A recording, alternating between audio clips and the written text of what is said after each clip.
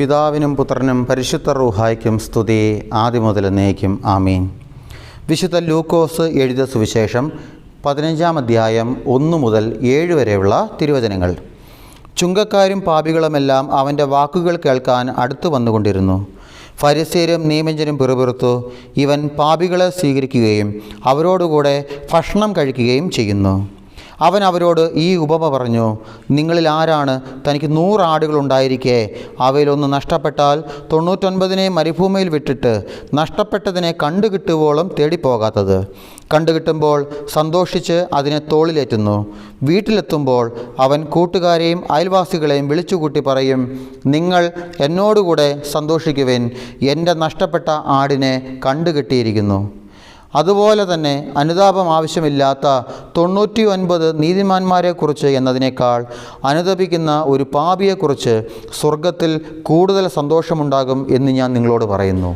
ദൈവമേ, സ്തുതി നിനക്ക് യോഗ്യമാകുന്നു. ബാർക്കിമോർ. കർത്താവിൽ പ്രിയമുള്ളവരെ, നമ്മളിന്ന് വായിച്ചു കേട്ട വചനഭാഗം വിശുദ്ധ ലൂക്കോസ് എഴുതിയ സുവിശേഷം 15-ാം അധ്യായം 1 മുതൽ 7 വരെയുള്ള തിരുവചനങ്ങൾ. കാണാതായ ആടിനെ പറ്റിയുള്ള യേശുവിൻ്റെ ഉപമയാണ് നമ്മൾ വായിച്ചു കേട്ടത്. ഈ ഉപമ നമ്മൾ കേൾക്കുമ്പോൾ ഇത് പല ചോദ്യങ്ങൾ ചോദിച്ചുകൊണ്ട് ഇതിൻ്റെ യഥാർത്ഥ അർത്ഥത്തെ ഇല്ലാതാക്കാൻ പറ്റും. മനസ്സിലായോ? അത് പല ചോദ്യങ്ങൾ ഇതിനെതിരെ പല ചോദ്യങ്ങൾ ചോദിക്കാം. അതായത് സാധാരണ ഇവിടെ എന്താ പറയുക, ഇവിടെ ഒരു ആടിനെ നഷ്ടപ്പെട്ടു അല്ലേ? അപ്പോൾ ആടിനെ നഷ്ടപ്പെട്ടപ്പോൾ ഇടയൻ ബാക്കിയുള്ളതിനെല്ലാം മരുഭൂമിയിൽ ഉപേക്ഷിച്ചിട്ട് ഈ നഷ്ടപ്പെട്ടതിന് പിന്നാലെ പോയി. അതായത് സാധാരണ ഒരു ഇടയൻ തൻ്റെ ആട്ടുംകൂട്ടത്തിൽ നിന്ന് ഒരു ആട് നഷ്ടപ്പെട്ടത് തിരിച്ചറിയുന്നത് ആടിനെ മേയ്ക്കുന്ന സമയത്തല്ല. ആടിനെ മേയിച്ച് വൈകുന്നേരം ആകുമ്പോൾ ഇതിനെ ഇതിൻ്റെ ആലയിൽ അടയ്ക്കുന്ന ഒരു സമയമുണ്ട്, കൂട്ടിലടയ്ക്കുന്ന ഒരു സമയമുണ്ട്. അപ്പോൾ കൂട്ടിലേക്ക് കയറ്റുന്ന സമയത്ത് ഓരോ ആടിനെ എണ്ണിയാണ് ഈ കൂട്ടിലേക്ക് കയറ്റുന്നത്. അങ്ങനെ ആ എണ്ണുന്ന സമയത്താണ് ഏതെങ്കിലും ഒരു ആട് നഷ്ടപ്പെട്ടെങ്കിൽ അറിയുന്നത്. ഇനി മറ്റൊരു ചോദ്യമാണ്, 100 ആടില്ലേ, അതിൽ ഒന്നല്ലേ പോയുള്ളൂ, ബാക്കി 99 അപ്പം എത്ര നല്ല ഇടയനാണെങ്കിലും ഇനി എത്രയൊക്കെ ഈ തൊഴിലിനെ സ്നേഹിക്കുന്ന വ്യക്തിയാണെങ്കിലും ഈ ഒരാട് നഷ്ടപ്പെട്ടു എന്ന് പറഞ്ഞുകൊണ്ട് 99 മരുഭൂമിയിൽ കളഞ്ഞിട്ട് ഈ ഒന്നിൻ്റെ പുറകെ പോവില്ല. അത് ശരിയാ. കാരണം ഈ 99 ഇവിടെ വചനം പറയുന്നത് ഇവിടെ മരുഭൂമിയിൽ കളഞ്ഞു എന്നാ, മരുഭൂമിയിൽ ഉപേക്ഷിച്ചു ഇല്ലേ?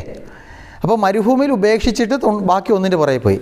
അപ്പോൾ അങ്ങനെ പോകുമ്പോൾ ഈ മരുഭൂമിയിൽ ഉപേക്ഷിച്ച ഈ ബാക്കി 99 വേണേൽ നഷ്ടപ്പെട്ടു പോകാം. ഈ കാണാതായ ഒരെണ്ണത്തിൻ്റെ പുറകെ പോയിട്ട് തിരിച്ചു വരുമ്പോൾ ബാക്കി 99 നഷ്ടപ്പെടാം. അങ്ങനെയും ചോദ്യം ചോദിക്കാം. ഇനി മൂന്നാമത്തെ ചോദ്യമാണ്, ഇപ്പം ഈ ഒരെണ്ണത്തിനെ കിട്ടി, തൻ്റെ നഷ്ടപ്പെട്ട ആടിനെ കിട്ടിയതിൻ്റെ പേരിൽ ഇത്രയും സന്തോഷിക്കുന്ന ഒരു ഇടയനുണ്ടോ? ഒരിക്കലും അങ്ങനെ ഇടയൻ സന്തോഷിക്കാറില്ല. സന്തോഷമുണ്ടാകും, പക്ഷേ ഈശോ പറയുന്നത് പോലുള്ള അമിതമായൊരു സന്തോഷം ഒരിക്കലും ഈ ഇടയൻ പ്രകടിപ്പിക്കാറില്ല, ഇടയന്മാരാരും. മനസ്സിലായി? അങ്ങനെ എൻ്റെ പ്രിയമുള്ളവരെ, അങ്ങനെ പല ചോദ്യങ്ങൾ ചോദിച്ചുകൊണ്ട് യഥാർത്ഥത്തിലുള്ള ഇതിൻ്റെ അർത്ഥം നഷ്ടപ്പെടുത്താം. നമ്മൾ മനസ്സിലാക്കേണ്ടത്, അങ്ങനെ ദൈവവചനത്തെ സംശയദൃഷ്ടിയോടെ കാണുന്നവർക്കാർക്കും ദൈവവചനത്തിൻ്റെ യഥാർത്ഥമായ ഒരു അർത്ഥം കിട്ടില്ല. മനസ്സിലായോ? ദൈവവചനത്തെ കേട്ടിട്ട് നിസ്സാരമായി കാണുന്നവർക്ക് ആർക്കും ദൈവവചനത്തിൻ്റെ യഥാർത്ഥമായ ശക്തി വെളിപ്പെടില്ല.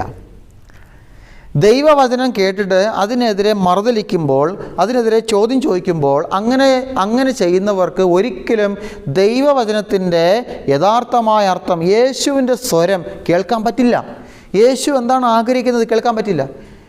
എൻ്റെ പറയുള്ളവരെ, ഇതിലൂടെ ഈശോ എന്താ ആഗ്രഹിക്കുന്നത്? ഈ ഉപമയിലൂടെ ഈശോ പറഞ്ഞു തരുന്നത് ഒരൊറ്റ കാര്യമാണ്. അതായത് നീ ഏത് പാപത്തിൽ ജീവിച്ചാൽ, ഏത് മാരകപാപത്തിലാണ് നീ ജീവിക്കുന്നതെങ്കിലും നിന്നെ സ്നേഹിക്കുന്ന ഒരു കരുണാമയനായ ഒരു ദൈവമുണ്ട്.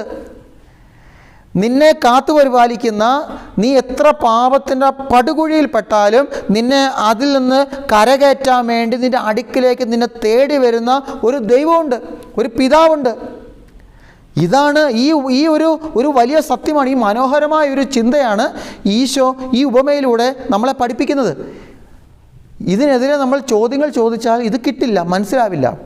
പ്രിയമുള്ളവരെ, നമ്മൾ ഈ വചനം വായിക്കുമ്പോൾ നമുക്ക് ലഭിക്കുന്ന ഒന്നാമത്തെ ഒരു ചിന്ത, യേശുവിൻ്റെ അടുക്കൽ നമ്മൾ വരുന്നത് വചനം കേൾക്കാൻ വേണ്ടി മാത്രമാകരുത്, പിന്നെയോ വചനം അനുസരിക്കാനും കൂടെ ആകണം കേട്ടോ. അതായത് ഇവിടെ നമ്മൾ വചനം ആരംഭിക്കുന്നത് എങ്ങനെയാണ്? ലൂക്ക 15:1 ആരംഭിക്കുന്നത് എങ്ങനെയാണ്? ചുങ്കക്കാരും പാപികളുമെല്ലാം അവൻ്റെ വാക്കുകൾ കേൾക്കാൻ അടുത്ത് വന്നുകൊണ്ടിരുന്നു, ഇല്ലേ? അപ്പോൾ ചുങ്കക്കാരും പാപികൾ എന്തിനാ വന്നേ? യേശുവിൻ്റെ അടുക്കൽ എന്തിനാ വന്നേ? വാക്ക് കേൾക്കാൻ, ഇല്ലേ? കേൾക്കാൻ വന്നു. നമ്മൾ മനസ്സിലാക്കണം, ഇത് എനിക്ക് കിട്ടിയ ഒരു ബോധ്യത്തിൽ നിന്ന് പറയുക. ഇത് വലിയ ദൈവശാസ്ത്രമൊന്നുമല്ല, നിങ്ങൾ അങ്ങനെ പ്രതീക്ഷിക്കരുത് കേട്ടോ. അതായത് എൻ്റെ ഈ വചന പ്രസംഗം എന്ന് പറയുന്നത് വലിയ ദൈവശാസ്ത്രമൊന്നും ഞാൻ പറയില്ല, എനിക്കറിയില്ല പറയാൻ. കടിച്ചാൽ പൊട്ടാത്ത സാഹിത്യവാക്കുകളൊന്നും പറയാൻ എനിക്കറിയില്ല, മനസ്സിലായോ? നമ്മളെ നാടൻ ശൈലിയിൽ നിന്ന് സംസാരിക്കാനേ എനിക്കറിയൂ കേട്ടോ. അപ്പോൾ വലിയ കാര്യങ്ങളൊക്കെ പ്രതീക്ഷിക്കുന്നവർ ദയവ് ചെയ്ത് എൻ്റെ ഈ വചന ശുശ്രൂഷ കാണരുതെന്നേ പറയാവുള്ളൂ. കാരണം നിങ്ങൾക്ക് നഷ്ടം ഉണ്ടാവുകയുള്ളൂ കേട്ടോ. അപ്പോൾ അതായത് ഇത് വചനം എന്തുവാ പറയുന്നത്? ചുങ്കക്കാരും പാപികളുമെല്ലാം അവൻ്റെ വാക്കുകൾ കേൾക്കാൻ അടുത്ത് വന്നുകൊണ്ടിരുന്നു. അപ്പോൾ വാക്കുകൾ കേൾക്കാൻ, അപ്പോൾ ഇതിനകത്ത് വാക്കുകൾ കേൾക്കാൻ എന്ന് പറയുമ്പോൾ ഇതിനകത്ത് വാക്കുകൾ അനുസരിക്കാൻ എന്നും കൂടെ ഒരർത്ഥമുണ്ട്. ഇതെൻ്റെ ഒരു ബോധ്യത്തിൽ നിന്നാണ് പറയുന്നത് കേട്ടോ, ബോധ്യത്തിൽ നിന്ന്. കേൾക്കുക എന്ന് പറയുമ്പോൾ അനുസരിക്കുക എന്നൊരു അർത്ഥവും കൂടെ ഇതിൽ ഉണ്ട്. ഉദാഹരണം ഞാൻ പറഞ്ഞു തരാം. അതായത് നമ്മുടെ ഒരു നാടൻ ശൈലിയിലുള്ള ഉദാഹരണം പറഞ്ഞുതരാം. ഇപ്പോൾ ചില കുട്ടികളെ കാണിച്ചിട്ട് അവരുടെ മാതാപിതാക്കൾ ഞങ്ങളോട് പറയും, എൻ്റെ അച്ഛാ, എൻ്റെ ഈ കുഞ്ഞ് ഞങ്ങൾ പറയുന്ന ഒരു വക കേൾക്കില്ല. ഒരു വക കേൾക്കില്ലെന്നാ. കേൾക്കില്ല എന്ന് പറയുമ്പോൾ അവൻ്റെ ചെവിയുടെ കുഴപ്പമാണോ പറയുന്നേ? അല്ല, അതിനകത്ത് മറ്റൊരർത്ഥമുണ്ട്. എന്താ? ഒരു വക അനുസരിക്കില്ല, ഇല്ലേ? ഇപ്പോൾ ഞങ്ങളൊക്കെ പള്ളിയിലൊക്കെ ഇപ്പോൾ എന്തെങ്കിലും പറയുമ്പോൾ നിങ്ങൾ അനുസരിക്കാതെ വരുന്നാൽ ഞങ്ങൾ എന്താ പറയുന്നത്? വികാരിയച്ഛൻ പറയുന്ന എന്തെങ്കിലും ഒന്ന് കേൾക്ക്, ഇല്ലേ? വികാരിയച്ഛൻ പറയുന്ന എന്തെങ്കിലും ഒന്ന് അനുസരിക്കുന്നു എന്ന് വളരെ ചുരുക്കമായിട്ടേ പറയൂ. കൂടുതലും പറയുന്നത് എങ്ങനെയാണ്? വികാരിയച്ഛൻ പറയുന്നത് നിങ്ങൾ എന്തെങ്കിലും ഒന്ന് കേൾക്ക്. യഥാർത്ഥത്തിൽ അച്ഛൻ പറഞ്ഞത് ജനം കേൾക്കാത്തതാണ്. ജനത്തിൻ്റെ എല്ലാത്തിൻ്റെ ചെവി അടിച്ചു പോയോ? അല്ല, കേൾക്കുന്നുണ്ട്, അതങ്ങോട്ട് അനുസരിക്കുന്നില്ല, ഇല്ലേ? അപ്പോൾ അങ്ങനെ വരുമ്പോൾ അതാ ഞാൻ പറഞ്ഞത്. അപ്പോൾ ഈ കേൾക്കുക എന്ന് പറയുമ്പോൾ ഇതിനകത്ത് എന്ത് അർത്ഥം കൂടെയുണ്ട്? അനുസരിക്കുക എന്നൊരു അർത്ഥവും ഇതിനകത്തുണ്ട്, അല്ലേ? അപ്പോൾ അങ്ങനെയാണെങ്കിൽ ഈ ചുങ്കക്കാരും പാപികളുമല്ല അവൻ്റെ അടുത്ത് വന്ന എന്തിനായിരിക്കും? അവൻ്റെ വാക്ക് അനുസരിക്കാൻ. ഇതേപോലെയുള്ളവരെ, നമ്മൾ യേശുവിൻ്റെ അടുക്കിലേക്ക് പല പ്രാവശ്യം വരുന്നുണ്ട്. വിശുദ്ധ കുർബാനയിലൂടെയും കുമ്പസാരത്തിലൂടെയും. ഇപ്പം നിങ്ങൾ വിവാഹം എന്ന കൂതാശ സ്വീകരിച്ചപ്പോൾ നമ്മൾ സ്വീകരിക്കുന്ന ഓരോ കൂതാശ സ്വീകരണത്തിലൂടെയും യേശുവിൻ്റെ അടുക്കിൽ നമ്മൾ വരുന്നുണ്ട്. നമ്മൾ ബൈബിൾ വായിക്കുമ്പോൾ യേശുവിൻ്റെ അടുക്കിലേക്ക് വരികയാണ്, മനസ്സിലായോ? പക്ഷേ യേശുവിൻ്റെ അടുക്കിലേക്ക് വന്ന ഞാൻ യഥാർത്ഥത്തിൽ യേശുവിൻ്റെ ഈ വചനം ഞാൻ കേട്ടിട്ട് അത് കേട്ടു പോവുകയാണോ, അതോ ഞാൻ അനുസരിക്കുന്നുണ്ടോ? കേട്ടോ, അനുസരിക്കുന്നുണ്ടോ? അതാണ് എൻ്റെ ആത്മീയത. അങ്ങനെയാണ് ഞാൻ അളക്കുന്നത്. നമ്മൾ വിശുദ്ധ കുർബാനയിൽ പിന്നെ ഒരു പ്രാർത്ഥനയുണ്ട്. മലങ്കര സുറിയാനി കത്തോലിക്ക സഭയുടെ വിശുദ്ധ കുർബാനയിലെ ഒരു പ്രാർത്ഥന, മനോഹരമായ പ്രാർത്ഥന ഇങ്ങനെയാണ്: നിൻ്റെ പരിശുദ്ധ നാമത്തിന് പ്രീതികരമായ വിശുദ്ധ ചുംബനത്താൽ ഹൃദയ നൈർമല്യത്തോടും ആത്മവിശുദ്ധിയോടും കൂടെ അന്യോന്യം സമാധാനം കൊടുക്കുവാൻ ഞങ്ങളെ എല്ലാവരെയും യോഗ്യരാക്കണമേ. നല്ല മനോഹരമായ ഒരു പ്രാർത്ഥന. നിൻ്റെ പരിശുദ്ധ നാമത്തിന് പ്രീതികരമായ വിശുദ്ധ ചുംബനത്താൽ, അതായത് വിശുദ്ധ കുർബാനയിൽ സമാധാനം കൊടുക്കുന്നതിന് മുൻപ് വൈദികൻ പ്രാർത്ഥിക്കുന്നതാണ് അൾത്താരയെന്ന്. വിശുദ്ധ ചുംബനത്താൽ ഹൃദയ നൈർമല്യത്തോടും ആത്മവിശുദ്ധിയോടും കൂടെ. അപ്പോൾ എന്തൊക്കെ വേണം? ഹൃദയ നൈർമല്യത വേണം, ആത്മവിശുദ്ധി വേണം. ഇത് രണ്ടും നിന്നുകൊണ്ട്, ഇതിൽ രണ്ടിലും നിന്നുകൊണ്ട് ഞാൻ എന്ത് കൊടുക്കണം? ഞാൻ സമാധാനം കൊടുക്കണം. അതിന് കർത്താവെ നീ എന്നെ യോഗ്യനാക്കണം. അതാണ് പ്രാർത്ഥിക്കുന്നത്. അങ്ങനെ പ്രാർത്ഥിക്കുമ്പോൾ അങ്ങനെ വൈദികൻ അൾത്താരയെന്ന് പ്രാർത്ഥിക്കുമ്പോൾ യഥാർത്ഥത്തിൽ അത് യേശുവിൻ്റെ കൽപ്പനയാണ്. ഈശോ നിങ്ങളോട് സംസാരിക്കുകയാണ്. നിങ്ങൾ മനസ്സിലാക്കണം, വൈദികൻ വിശുദ്ധ കുർബാന മധ്യേ അർപ്പിക്കുന്ന ഓരോ പ്രാർത്ഥനയും, വിശുദ്ധ കുർബാന മധ്യേ ചൊല്ലുന്ന ഓരോ പ്രാർത്ഥനയും യഥാർത്ഥത്തിൽ അത് യേശു നിങ്ങളോട് കൽപ്പിക്കുന്നതാണ്. ഇത് ഞാൻ കേൾക്കുന്നുണ്ട്, ഇത് കേട്ട ഞാനിത് അനുസരിക്കുന്നുണ്ടോ? സമാധാനമാക്കി മാറ്റണമേ എന്ന് കേട്ട ഞാൻ, അങ്ങനെ പ്രാർത്ഥിച്ച ഞാൻ, വിശുദ്ധ കുർബാന കഴിഞ്ഞ് പുറത്തേക്ക് ഇറങ്ങുമ്പോൾ മറ്റുള്ളവർക്ക് സമാധാനം നഷ്ടപ്പെട്ടു പോകുന്ന ഒന്നായി എൻ്റെ ജീവിതം മാറുകയാണോ? മനസ്സിലായോ? സമാധാനത്തിൻ്റെ ഒരു ഉപകരണമാക്കി, അങ്ങനെ ഒരു പ്രാർത്ഥന ഉണ്ട്, സമാധാനത്തിൻ്റെ ഒരു ഉപകരണമാക്കി മാറ്റണമെന്നാണ് പ്രാർത്ഥിക്കുന്നത്. എന്നാ നല്ല പ്രാർത്ഥന! അയ്യോ എൻ്റെ പൊന്നെ, എന്നെ സമാധാനത്തിൻ്റെ ഒരു ഉപകരണമാക്കി മാറ്റണേ. അങ്ങനെ ഞാൻ പ്രാർത്ഥിച്ചിട്ട് വിശുദ്ധ കുർബാന കഴിഞ്ഞ് പുറത്തേക്ക് ഇറങ്ങുമ്പോൾ ആർക്കും എൻ്റെ ജീവിതം കൊണ്ടൊരു സമാധാനവും കിട്ടുന്നില്ല. എന്നെ കാണുമ്പോഴേ ആൾക്കാർ പേടിച്ചു പോവുക. ഒരിക്കലൊരു സ്ത്രീ എന്നോട് പറഞ്ഞു, ഞാൻ ശുശ്രൂഷ ചെയ്തൊരു ദേവാലയത്തിലൊരു സ്ത്രീ എന്നോട് പറഞ്ഞു, എൻ്റെ അച്ഛാ, എൻ്റെ ഭർത്താവ് എല്ലാ ദിവസവും രാവിലെ 7 മണിക്ക് ജോലിക്ക് പോകും. ഞാൻ പറഞ്ഞു നല്ല കാര്യം. വൈകിട്ട് 7 മണിയാകുമ്പോൾ തിരിച്ചു വരും. ഞാൻ പറഞ്ഞു വളരെ നല്ല കാര്യം. ഈ രാവിലെ 7 മണിക്കും വൈകിട്ട് 7 മണിക്കും ഇടയിലുള്ള സമയമാണ് എൻ്റെ അച്ഛാ ഞാൻ ഏറ്റവും കൂടുതൽ സന്തോഷവും സമാധാനവും അനുഭവിക്കുന്ന സമയം. ഞാൻ ചോദിച്ചു, എന്നാ ചേട്ടത്തി അത് അങ്ങനെ പറഞ്ഞേ? എൻ്റെ അച്ഛാ, വൈകിട്ട് 7 മണിക്ക് എൻ്റെ ഭർത്താവ് തിരിച്ചു വരും. അദ്ദേഹം മദ്യപിക്കുകയൊന്നുമില്ല, പുകവലിയില്ല, ഒന്നുമില്ല. പക്ഷെ ഒറ്റ പ്രശ്നമേ ഉള്ളൂ, സംശയം. വൈകിട്ട് 7 മണിക്ക് എൻ്റെ ഭർത്താവ് തിരിച്ചു വരും. തിരിച്ചു വന്നിട്ട് ആദ്യം ചെയ്യുന്നത് എന്താണെന്നറിയാമോ? ഒന്നും ചെയ്തില്ല, എൻ്റെ അടുത്ത് വന്ന് എന്നെ കുനിച്ചു കയറി എൻ്റെ മുതുകത്ത് 2 ഇടിയും തരും. അത്ര. ഇത് കേട്ട ഇങ്ങനെയാണ് ഞാൻ കേട്ടത്. ഈ കേട്ടത് നിങ്ങളോട് പറയാം. ജോലി കഴിഞ്ഞ് 7 മണിക്ക് വരുന്ന എൻ്റെ ഭർത്താവ് വന്ന് എന്നെ ആദ്യം ചെയ്യുന്നത് എന്നെ കുനിച്ചു കയറി എൻ്റെ മുതുകത്ത് 2 ഇടിയാണ്. എന്നിട്ടാണ് പിന്നെ മറ്റു കാര്യങ്ങളിലേക്ക് പോകുന്നത്. പിന്നെ കുളിക്കാൻ പോകുന്നത്. സംശയമാണ്. കാരണം എന്താ? ഞാൻ ഈ പോയ സമയത്ത് ഇവളെവിടെയെങ്കിലും പോയോ, അല്ലെങ്കിൽ ഇവളെവിടെ പോയി, ഞാൻ ഇങ്ങനെ കേട്ടു, ഇവളവിടെ ഇന്ന സ്ഥലങ്ങളിലൊക്കെ പോയി, ഞാൻ ഇങ്ങനെ അറിഞ്ഞു. അത് ദേഷ്യം തീർക്കുക. പിന്നീട് ഈ ചേട്ടത്തി കൃപാസനത്തിലൊക്കെ പോയി ഉടമ്പടി എടുത്തു, പ്രാർത്ഥിച്ചു, ബലിപീഠത്തിൽ ഭർത്താവിനെ സമർപ്പിച്ചു. മനസ്സിലായി? ഇപ്പോൾ ഭർത്താവ് മാറി. കാരണം ഞാനത് എൻ്റെ ആ പള്ളി ശുശ്രൂഷ ചെയ്തുകൊണ്ട് എനിക്കറിയാം. ആ മനുഷ്യന് നല്ല മാറ്റമുണ്ട്. ഇന്ന് കുടുംബമൊക്കെ നോക്കുന്നുണ്ട്, ഭാര്യയുടെ സംശയമൊക്കെ മാറി. മനസ്സിലായി? അപ്പോൾ നല്ല സന്തോഷത്തോടെ ആ കുടുംബം ഇപ്പം പോകുന്നത്. അപ്പോൾ കണ്ടോ, ഒരു സമാധാനത്തിൻ്റെ ഉപകരണമാക്കി മാറ്റണമെന്ന് പ്രാർത്ഥിച്ചിട്ട് പിന്നെ എന്നെ കാണുമ്പോൾ പേടിക്കുക. മനസ്സിലായോ? അവിടെയാണ് എനിക്ക് ഈ വചനം അനുസരിക്കാൻ കഴിയുന്നില്ല എന്ന സത്യം ഞാൻ തിരിച്ചറിയേണ്ടത്. അവിടെയാണ് എൻ്റെ ആത്മീയത ഞാൻ അളക്കേണ്ടത്. പ്രിയമുള്ളവരെ, മത്തായി ശ്ലീഹയുടെ സുവിശേഷം 21-ാം അധ്യായം 21-31 മത്തായി 21-31 അവിടെ യേശു ഒരു ഉപമ പറയുന്നുണ്ട്. അതായത് ഒരു പിതാവ് തൻ്റെ മുന്തിരിത്തോട്ടത്തിൽ ജോലി ചെയ്യാൻ തൻ്റെ 2 മക്കളോട് പറയുമ്പോൾ നമുക്കറിയാം ഇത് അനുസരിക്കുന്നത് രണ്ടാമനാണ്, അല്ലേ? ഒന്നാമൻ പറയും ഞാൻ പൊയ്ക്കോളാം, പക്ഷേ പോകുന്നില്ല. രണ്ടാമൻ പറയും ഞാൻ പോകത്തില്ല, പക്ഷേ പിന്നീട് മനസ്തപിച്ച് അവൻ പോയെന്നാണ് പറഞ്ഞത്, ഇല്ലേ? അപ്പോൾ ഈ പിതാവ് പറഞ്ഞത് മുന്തിരിത്തോട്ടത്തിൽ പോയി ജോലി ചെയ്യണം, ഇത് പറഞ്ഞത് ഈ 2 മക്കളും കേട്ടില്ലേ? കേട്ടു. അനുസരിച്ചോ? ഇല്ലേ? രണ്ടാമൻ മാത്രമേ അനുസരിച്ചുള്ളൂ, ഇല്ലേ? അതാ പറയുന്നത്. അനുസരണമാണ് എൻ്റെ പ്രിയമുള്ളവരെ നമുക്ക് വേണ്ടത്. യാക്കോബ് 1:22 നിങ്ങൾ വചനം കേൾക്കുക മാത്രം ചെയ്യുന്ന ആത്മവഞ്ചകരാകാതെ അത് അനുവർത്തിക്കുന്നവരുമായിരിക്കുവേൻ. കണ്ടോ, ഞാൻ വചനം കേട്ട് അങ്ങ് പോവുകയല്ല, പിന്നെയോ ഞാൻ ഈ കേട്ട വചനം അനുസരിക്കാനും തയ്യാറാകണം. ഒരിക്കൽ ഒരു ചേട്ടത്തി എന്നോട് പറഞ്ഞതാ, എൻ്റെ അച്ഛനിങ്ങനെ പ്രസംഗമൊക്കെ അങ്ങ് പ്രസംഗിക്കുന്നു, ഞങ്ങളാരും ഇത് കേൾക്കാൻ പോകുന്നില്ലെന്ന്. എന്നാ ധൈര്യം, ആ ചേട്ടത്തിയുടെ ധൈര്യം നോക്കണം. ഞങ്ങളിത് അച്ഛൻ പറയുന്നതൊക്കെ ഇതിലേ കൂടെ കേട്ട് ഇതിലേ കൂടെ കളയും, അത്രേ ഉള്ളൂ. അച്ഛൻ പിന്നെ ഇത് ആരോടാ പറയുന്നത്? അച്ഛൻ ആർക്ക് വേണ്ടിയാണ് പറയുന്നത്? വികാരിയോട് പറയുക ഒരു കുഞ്ഞാട്, അച്ഛൻ ഇത് ആരോടാ പറയുന്നത്? ഞങ്ങൾ ഇതിലേ കൂടെ കേട്ട് ഇതിലേ കൂടെ കളയുക. അങ്ങനെ ഇതിലേ കൂടെ കേട്ട് ഇപ്പുറത്തെ ചെവിയിൽ കൂടെ കളഞ്ഞു പോകരുത്. അത് മനസ്സിൽ അത് നിറച്ചിട്ട് അതനുസരിച്ച് ജീവിതത്തെ ക്രമപ്പെടുത്തണം. വചനമായിരിക്കണം പിന്നെ എന്നെ നയിക്കേണ്ടത്. യേശുവിൻ്റെ സ്വരം എന്നെ നയിക്കണം. വചനം പറയുന്നുണ്ടല്ലോ, നീ വലത്തോട്ടോ ഇടത്തോട്ടോ തിരിയുമ്പോൾ നിൻ്റെ കാതുകൾക്ക് പിന്നിൽ ഒരു സ്വരം കേൾക്കും, ഇതാണ് വഴി, ഇതിലേ പോവുക. ദൈവസ്വരം നിൻ്റെ കാതുകൾക്ക് പിന്നിൽ മുഴങ്ങും. വചനം നിന്നോട് സംസാരിക്കും. അതനുസരിച്ച് ജീവിതത്തെ ഒന്ന് ക്രമപ്പെടുത്തണം.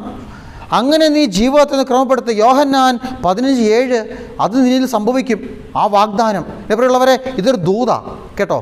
ഇതൊരു ദൂതാ. ഞാൻ ഇന്നു മുതൽ ദൈവവചനം അനുസരിച്ച് ഞാൻ ജീവിക്കൂ എന്ന് നീ തീരുമാനമെടുത്ത് അതിനനുസരിച്ച് നീ നിൻ്റെ ജീവിതത്തെ ഒന്ന് ക്രമപ്പെടുത്തിയാൽ, ഒന്ന് നീങ്ങിയാലുണ്ടല്ലോ, യോഹന്നാൻ 15:7 നിന്നിൽ സംഭവിക്കും. അതിനെന്താ പറയുന്നത്?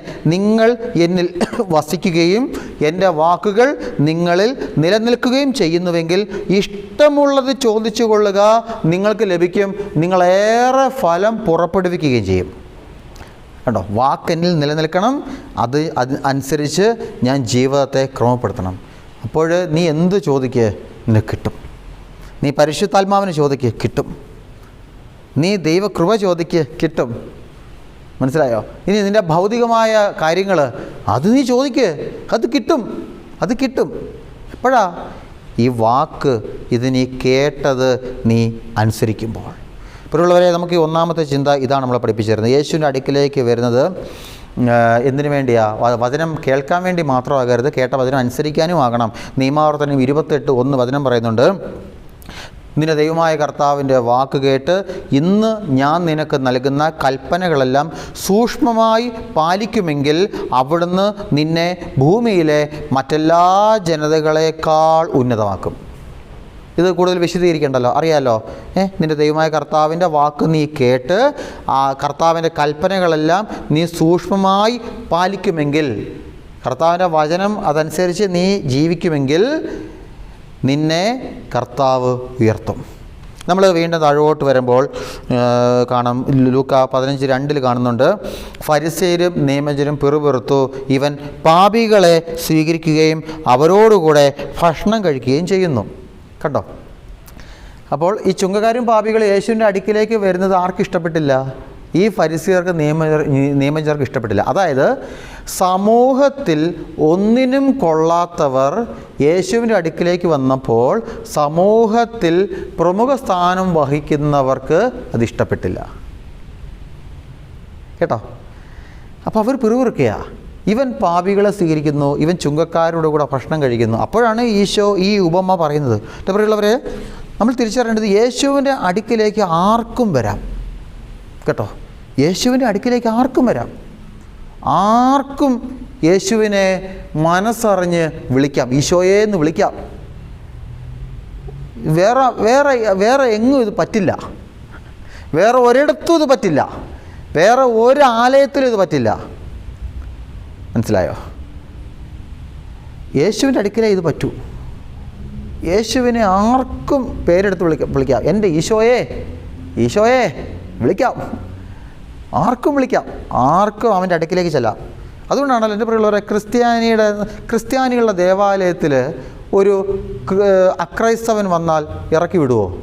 ഇല്ല, ഇറക്കി വിടത്തില്ല.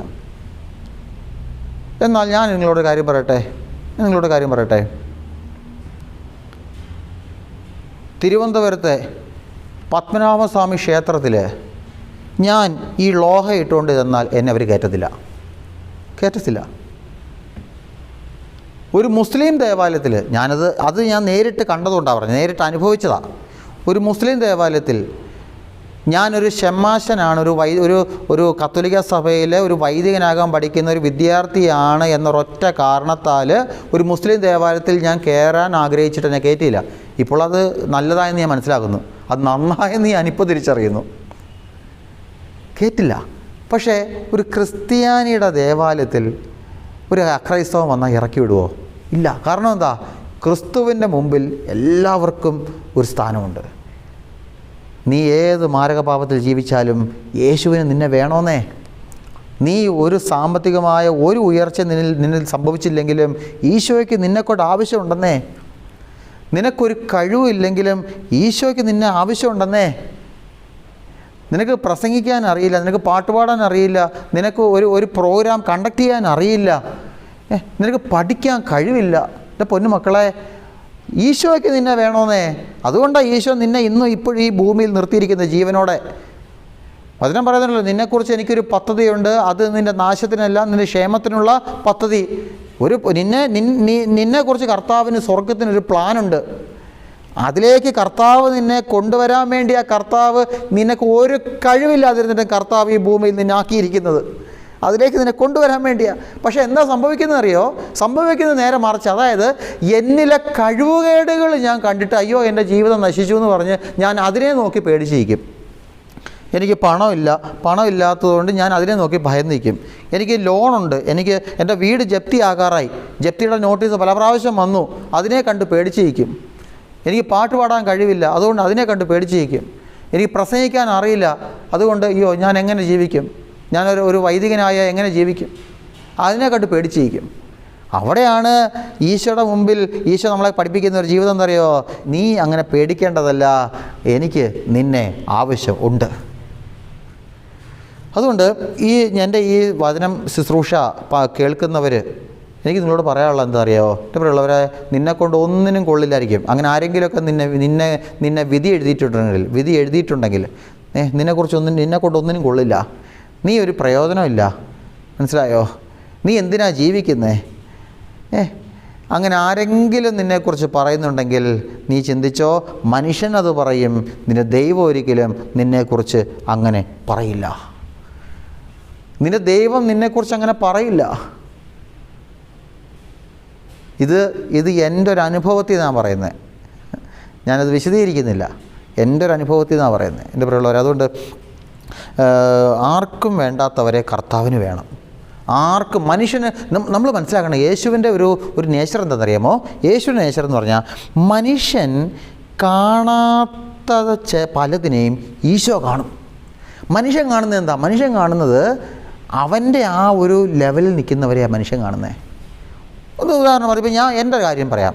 ഞാനിപ്പോൾ ഇങ്ങനെ യാത്ര ചെയ്യുന്ന സമയത്ത് ഇപ്പം യാത്ര ചെയ്യുമ്പോൾ ആൾക്കൂട്ടത്തെ കാണുവാണെങ്കിൽ അതിലൊരു അച്ഛൻ നിൽപ്പുണ്ടെങ്കിൽ ഞാൻ ഉറപ്പായിട്ടും ആ ആൾക്കൂട്ടത്തിൽ നിന്ന് ആ അച്ഛനെ മാത്രമേ നോക്കൂ. കാരണം അതാ ഞാനൊരു അച്ഛനാണ്. അതുകൊണ്ട് ആ അച്ഛനെ മാത്രമേ ഞാൻ നല്ലോണം ആദ്യം നോക്കൂ. ആദ്യം അച്ഛനെ മാത്രമേ നോക്കൂ. അതങ്ങനെയാണ്, മനസ്സിലായി? പക്ഷേ ഈശോ എന്താ അറിയോ? ഈശോ നിങ്ങൾ ആ ഒരു ജനക്കൂട്ടത്തെ കണ്ടാൽ അതിൽ ഓരോരുത്തരെയും ഈശോ നോക്കുന്നുണ്ട്. ഇപ്പം നീ നിന്നെ ആരും കാണുന്നില്ല, നിന്നെ ആരും മനസ്സിലാക്കുന്നില്ലെങ്കിൽ നിന്നെ മനസ്സിലാക്കുന്ന ഒരു ദൈവമുണ്ട്. ഒരു സംഭവമുണ്ട് ബൈബിളിൽ. അത് ലൂക്കായുടെ സുവിശേഷം 13-ാം അധ്യായം 10 മുതൽ 13 വരെയുള്ള വാക്യങ്ങൾ. അവിടെ ഒരു സിനഗോഗിൽ ഈശോ ഒരു കൂനിയായൊരു സ്ത്രീയെ സുഖപ്പെടുത്തുന്ന ഒരു സംഭവമാണ്. അപ്പോൾ വചനം ആരംഭിക്കുന്നത് എങ്ങനെയാണ്? ഒരു സാബത്തിൽ അവനൊരു സിനഗോഗിൽ പഠിപ്പിച്ചു കൊണ്ടിരുന്നു. 18 വർഷമായി ഒരു ആത്മാവ് ബാധിച്ച് രോഗിണിയായി നിവർന്നു നിൽക്കാൻ സാധിക്കാത്ത വിധം കൂനിപ്പോയ ഒരുവൾ അവിടെ ഉണ്ടായിരുന്നു. യേശു അവളെ കണ്ടപ്പോൾ അടുത്തു വിളിച്ചു പറഞ്ഞു, സ്ത്രീയെ, നിന്റെ രോഗത്തിൽ നിന്ന് നീ മോചിക്കപ്പെട്ടിരിക്കുന്നു. അവൻ അവളുടെ മേൽ കൈകൾ വെച്ചു. തൽക്ഷണം അവൾ നിവർന്നു നിൽക്കുകയും ദൈവത്തെ സ്തുതിക്കുകയും ചെയ്തു. അപ്പോൾ ഇത് പിന്നെ ഞങ്ങളെ സെമിനാരിൽ ധ്യാനിപ്പിച്ച ഒരച്ഛൻ ഈ സംഭവത്തെ വ്യാഖ്യാനിച്ച ഒരു രീതിയുണ്ട്. എന്നെ ഒരുപാട് സ്ട്രൈക്ക് ചെയ്തു. ഞാൻ അതാണ് നിങ്ങളോട് പറയുന്നത്. ആ ഒരു ഓർമ്മയിൽ നിന്ന് നിങ്ങളോട് പറയുക. അതായത് ഇത് സംഭവിക്കുന്നത് എവിടെ? സിനഗോഗിൽ 18 വർഷമായിട്ട് ഒരു ആത്മാവ് ബാധിച്ച് രോഗിണിയെ നിവർന്നു നിൽക്കാൻ പോലും കഴിയാത്ത ഒരു സ്ത്രീ. അപ്പോൾ ഈ സിനഗോഗിനൊരു പ്രത്യേകത ഉണ്ട്. യഹൂദരുടെ സിനഗോഗിൽ പുരുഷന്മാർക്കും സ്ത്രീകൾക്കും 2 സ്ഥലങ്ങളാണ്. ആരാധിക്കാൻ വരുന്ന സ്ഥലത്ത് സ്ത്രീകൾക്ക് പ്രവേശനമില്ല. സ്ത്രീകൾക്ക് പ്രത്യേക ഇടമുണ്ട്. ഇനി ഈ സ്ത്രീകളിരിക്കുന്ന സ്ഥലം എന്ന് പറയുന്നത് ഒരു നെറ്റ് വെച്ച് മറയ്ക്കും. ഇത് ഞാൻ ആ അച്ഛൻ്റെ വ്യാഖ്യാനത്തിൽ നിന്ന് കേട്ട് പറയുന്നതാണ്. ഇതിൻ്റെ എത്രത്തോളം സത്യമുണ്ട് എന്നൊന്നും എനിക്കറിയില്ല. എന്നാലും എനിക്കത് കേട്ടപ്പോൾ ഇഷ്ടം തോന്നി, അതുകൊണ്ട് നിങ്ങളോട് പറയുന്നതേ ഉള്ളൂ. അപ്പോൾ ഈ സ്ത്രീകളിരിക്കുന്ന ഇടം ഒരു നെറ്റ് വെച്ച് മറയ്ക്കും. അപ്പോൾ പുറത്തിരിക്കുന്ന പുരുഷന്മാർക്ക് അകത്തിരിക്കുന്ന സ്ത്രീകളെ കാണാൻ കഴിയില്ല. പക്ഷേ അകത്തിരിക്കുന്ന സ്ത്രീകൾക്ക് ഈ പുറത്ത് നടക്കുന്ന എല്ലാ പ്രാർത്ഥന ശുശ്രൂഷകൾ കാണാൻ കഴിയും. അപ്പോൾ നിങ്ങൾ ശ്രദ്ധിക്കുക, ഈശോ ആരെ കണ്ടു? പുറത്ത് നിൽക്കുന്ന ഒരു പുരുഷന് പോലും ഒരു പുരുഷന്മാർക്ക് പോലും അകത്തിരിക്കുന്ന സ്ത്രീകളെ കാണാൻ കഴിയാതിരിക്കെ ഈശോ ഒരു രോഗിണിയായ ഒരു കൂനിയായ ഒരു സ്ത്രീയെ ഈശോ കണ്ടു, സൗഖ്യം കൊടുത്തു, എഴുന്നേൽപ്പിച്ചു. അതായത് മനുഷ്യന് കാണാൻ പറ്റാത്ത പല കാര്യങ്ങളും ഈശോയ്ക്ക് കാണാം. മനുഷ്യർക്ക് നിൻ്റെ നന്മ കാണാൻ കഴിയില്ലായിരിക്കാം. എൻ്റെ പൊന്നു മക്കളെ, ഈശോയ്ക്ക് അത് കാണാൻ പറ്റുന്നേ. മനുഷ്യർക്ക് നിൻ്റെ കഴിവ് കാണാൻ കഴിയില്ലായിരിക്കാം. പക്ഷേ ഈശോയ്ക്ക് അത് കാണാം. ചില മാതാപിതാക്കൾ, ചില അപ്പന്മാർ എന്നോട് പറഞ്ഞിട്ടുണ്ട്, എൻ്റെ അച്ഛാ ഞാൻ വിയർത്ത് അധ്വാനിച്ച് എൻ്റെ മക്കളെ വളർത്തിയതാച്ചാ, ഇന്ന് എൻ്റെ മക്കൾക്കത് അറിയില്ല, മക്കൾക്കെന്നെ വേണ്ട. നിൻ്റെ വിയർപ്പിൻ്റെ അധ്വാനം നിൻ്റെ മക്കൾ കാണുന്നില്ലായിരിക്കാം. എൻ്റെ പൊന്നപ്പാ, ഈശോ നിന്നെ കാണുന്നുണ്ട്. നീ രാത്രി പകലാക്കി കഷ്ടപ്പെട്ടിരുന്ന് പഠിക്കുന്നത് ഒരു പക്ഷേ നിൻ്റെ പഠിപ്പിക്കുന്ന അധ്യാപകർ കാണുന്നില്ലായിരിക്കാം. അധ്യാപകരെ കണ്ണിലെന്താ? നീ പഠിക്കാൻ വെറും മണ്ടൻ, നീ പഠിക്കാൻ വെറും മണ്ടി. പക്ഷെ നീ രാത്രി പകലാക്കി ഇരുന്ന് കഷ്ടപ്പെട്ടിരുന്ന് പഠിക്കുക, തലേ കയറുന്നില്ലെന്നേ ഉള്ളൂ, പഠിക്കുന്നുണ്ട്. പക്ഷെ അധ്യാപകരുടെ കാഴ്ചപ്പാടിൽ എന്താ? നീ പഠിക്കുന്നില്ല, നീ ഉഴപ്പി കിടക്കുക, അതുകൊണ്ടാണ് നീ പരീക്ഷയ്ക്ക് തോക്കുന്നതെന്നാ. പക്ഷെ നിൻ്റെ അധ്വാനം ആര് കാണുന്നുണ്ട്? എൻ്റെ പൊന്നു മക്കളെ, നിൻ്റെ അധ്വാനം ഈശോ കാണുന്നുണ്ട്. മനസ്സിലായോ? മനുഷ്യൻ കാണാത്തതിനെ ഈശോയ്ക്ക് കാണാൻ കഴിയും. അതുകൊണ്ട് നീ യേശുവിൻ്റെ മുമ്പിൽ ചെയ്യണം എന്ത് കാര്യം? ഈശോ കാണാൻ വേണ്ടി ചെയ്യണം. മനുഷ്യനെ തൃപ്തിപ്പെടുത്താൻ വേണ്ടി നീ ഒരു കാര്യം ചെയ്യരുത്. മനുഷ്യൻ കാണുകയില്ല, അഥവാ കണ്ടാലും ഒരു നല്ല വാക്ക് പറയുകയില്ല. നീ ഈശോ കാണാൻ വേണ്ടി എന്ത് ചെയ്യണം? ഞാൻ ഈ പറയുന്ന വചന ശുശ്രൂഷ അത് ഈശോ കാണാൻ വേണ്ടി നീ ചെയ്യണം, ഞാൻ ചെയ്യണം. അപ്പോഴത് ഈശോ കാണും. ഉള്ളവരെ, ഈശോ കാണാൻ വേണ്ടി കാര്യങ്ങൾ ചെയ്യണം കേട്ടോ. വീണ്ടും ഒരു വചനമുണ്ട്, മർക്കോസ് 2:17. ഇത് കേട്ട് ഈശോ പറഞ്ഞു, ആരോഗ്യമുള്ളവർക്കല്ല രോഗികൾക്കാണ് വൈദ്യനെ കൊണ്ട് ആവശ്യം. കണ്ടോ?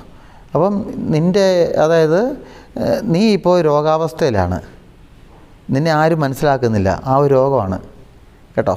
നീ തകർന്ന് നിൽക്കുന്ന ഒരു രോഗത്തിലാണ്. അപ്പം ഈശോ നിനക്ക് ആവശ്യമുണ്ട്.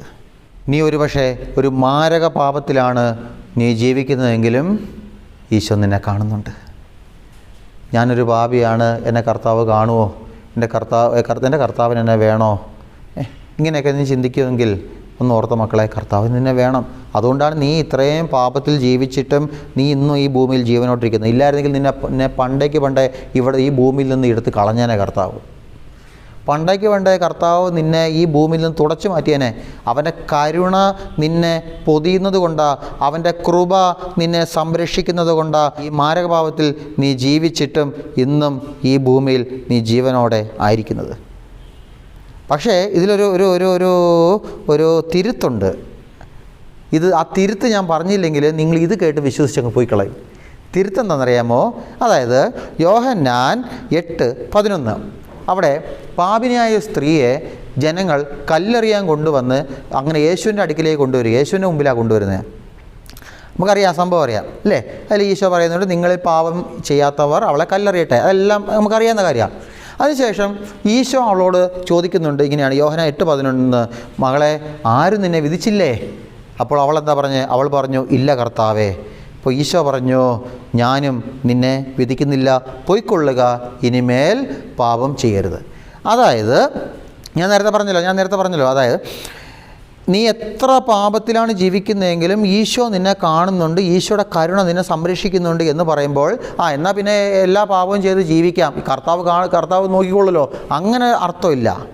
അത് ഞാൻ തിരുത്താം, നിങ്ങൾ ശ്രദ്ധിച്ച് കേൾക്കണം. ഞാൻ ഈ ഭൂമിയിൽ ജീവിക്കുന്ന കാലം വരെ മാത്രമേ കർത്താവ് എന്നിൽ അവൻ്റെ കരുണ ചൊരിയുകയുള്ളൂ. മനസ്സിലായോ? ഞാൻ ഈ ഭൂമിയിൽ ജീവിക്കുന്ന സമയം വരെ മാത്രമേ കർത്താവിൻ്റെ കൃപ എന്നെ സംരക്ഷിക്കുകയുള്ളൂ. എന്നേക്കും ഞാൻ ഈ ഭൂമിയിൽ ജീവിക്കില്ല. എനിക്കൊരിക്കലൊരു മരണമുണ്ട്. എൻ്റെ മരണത്തോടു കൂടെ എന്ത് സംഭവിക്കുന്നറിയാമോ? എൻ്റെ മരണത്തോടു കൂടെ കർത്താവിൻ്റെ എന്നിലുള്ള ഈ കരുണ അവസാനിക്കും. കർത്താവിൽ നിന്നുള്ള ന്യായവിധി എന്നിൽ ആരംഭിക്കും. നിങ്ങൾക്ക് മനസ്സിലായോ? ഞാൻ പറയാം. ഞാൻ ജീവിക്കുന്ന ഈ കാലം, ഈ ഭൂമിയിൽ ജീവിക്കുന്ന സമയം വരെ ഞാൻ ഏത് പാപത്തിൽ വീണാലും കർത്താവേ എന്നോട് ക്ഷമിക്കണമേ എന്ന് പറഞ്ഞ് ഞാൻ കുമ്പസാര കൂട്ടിൽ പോയി മുട്ടുകുത്തിയാൽ കർത്താവ് എന്നോട് എൻ്റെ പാപങ്ങൾ ക്ഷമിക്കും, എൻ്റെ മേൽ കരുണ കാണിക്കും, അവൻ്റെ കൃപയാൽ എന്നെ സംരക്ഷിക്കും. ഏത് മാരകപാപത്തിൽ വീണാലും ഞാൻ ജീവിക്കുന്ന സമയത്ത് ഞാൻ പോയി കുമ്പസാരിക്കുക.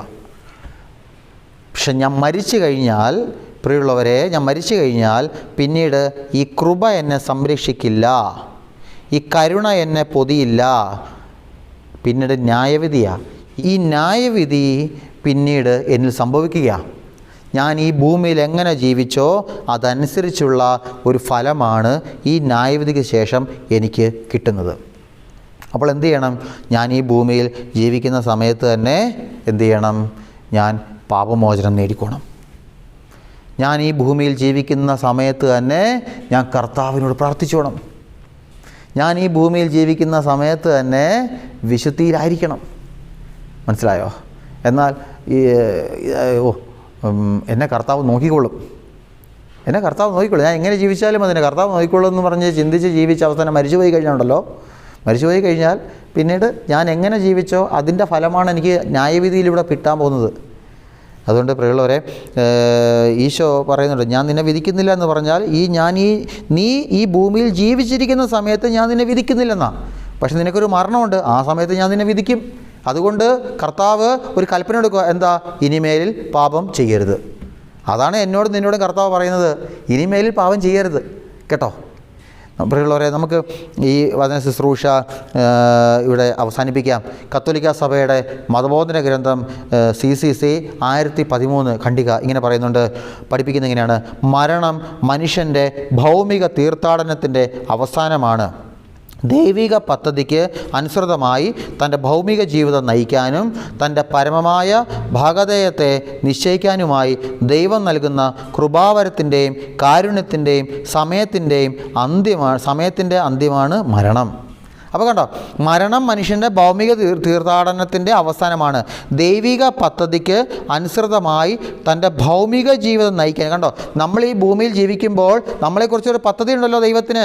ആ ദൈവ പദ്ധതിക്ക് അനുസൃതമായി ഞാൻ ഈ ഭൂമിയിൽ ജീവിക്കണം. അങ്ങനെ ജീവിച്ച് ദൈവം നൽകുന്ന കൃപയും കരുണയും ഞാൻ പ്രാപിക്കണം. അത് അവസാനിക്കുന്നത് അന്ത്യം, മരണം.